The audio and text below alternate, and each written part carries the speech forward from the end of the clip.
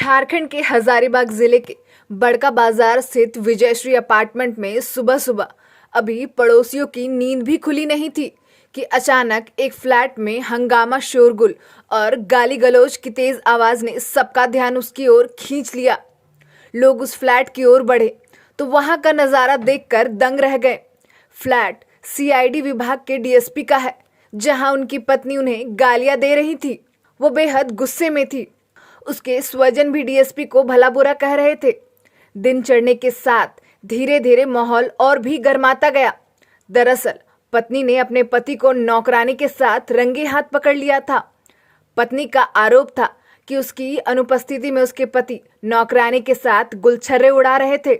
सूचना मिलते ही सुबह सुबह पटना से पहुंच गई पत्नी। सबकी मौजूदगी में पत्नी अपने सीआईडी डीएसपी पति के चरित्र पर सवाल उठा रही थी। लोग आरोपों को सुनकर दंग थे। पत्नी के कान में यह शिकायत पहले भी आती रही थी, लेकिन वह साक्ष्य के बिना रंगे हाथ दोनों को पकड़ नहीं पा रही थी। इस बीच शादी समारोह में शामिल होने के लिए पत्नी पटना स्थित अपने मायके चली गई थी। इसी बीच पड़ोसियों ने फोन कर बता दिया कि उसके पति किसी अन्य महिला के साथ घर पर हैं।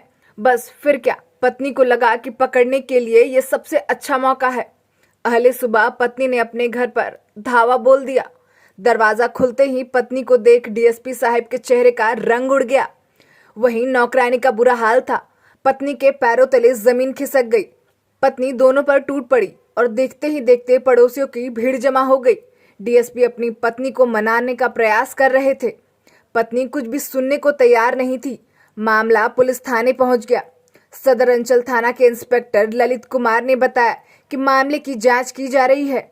डीएसपी की पत्नी ने थाने में आवेदन दिया है। पति पर चरित्रहीन होने का आरोप लगाया है। नौकरानी के साथ अवैध संबंध रखने की बात कही है। पुलिस का कहना है कि आरोपों की जांच की जा रही है।